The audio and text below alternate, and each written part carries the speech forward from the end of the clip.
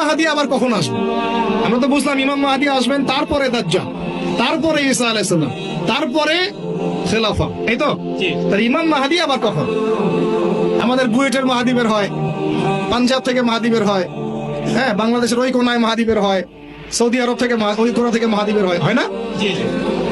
খুব ভালো করে মনে রাখবেন, যতক্ষণ এই বিশ্বে একটা মালহামা না হচ্ছে মাহদী আসছেন না। কথা ক্লিয়ার? এই বিশ্বে যতক্ষণ একটা মালহামা না হচ্ছে মাহদী আসছেন না। তিনি আসবেন ফাতিমা রাদিয়াল্লাহু আনহার বংশ থেকে। কেন বংশ? তার আসল নাম মুহাম্মদ। কি নাম? তার নাক উঁচু, নাক একদম উঁচু, খাড়া, কপাল চওড়া, চেহারার গড়নটা আমাদের নবী সাল্লাল্লাহু আলাইহি ওয়াসাল্লাম। তার বাবার নাম হবে আব্দুল্লাহ, তার মায়ের নাম হবে আমিনা। তিনি দায়িত্ব নিতে চাইবেন না, তিনি দায়িত্ব নিতে চাইবেন না।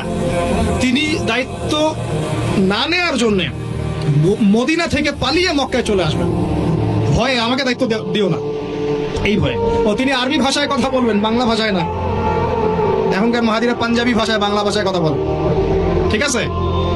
এবং এই কাবা ঘর যেটা আমরা তাওয়াফ করি, এখানে যে হাজার আসওয়াদ আছে না, আর এই যে হাজার আসওয়াদ আর মাকাম ইব্রাহিম, এই দুটো জায়গার মাঝামাঝি মানুষ তাকে চিনে ফেলবে, এই তো মাহদী। তার হাতে মানুষ বায়াত নেবে 313 জন। কতজন? ওই তালুত বাহিনীতে 313, বদরও 313, এখানেও 313। এবার শুরু হবে আসল খেলা। এবার প্রথমে ওই আরবেরই একটা গোত্র, বনু কালব। কোন গোত্র? এই বনু কালব এই ইমাম মাহদীর বিরুদ্ধে যুদ্ধ করবে। আল মাহদী এই যুদ্ধে জয়লাভ করবেন ইনশাআল্লাহ। তারপরে সিরিয়া, শাম থেকে, শাম মানে শুধু সিরিয়াই না, ওই পুরো অঞ্চলটাই শাম, ওখান থেকে একটা দল আসবে এই মাহদীর সাথে যুদ্ধ করার জন্য। আল্লাহ পাক তাদেরকে মক্কা মদিনার মাঝখানে বাইদা নামক জায়গায় ধসিয়ে দেবে। কোন জায়গা? এরপরে মুসলমানদের আর কোনো পতন নাই, আর পিছনে ফিরে তাকানোর কোনো সুযোগ নাই।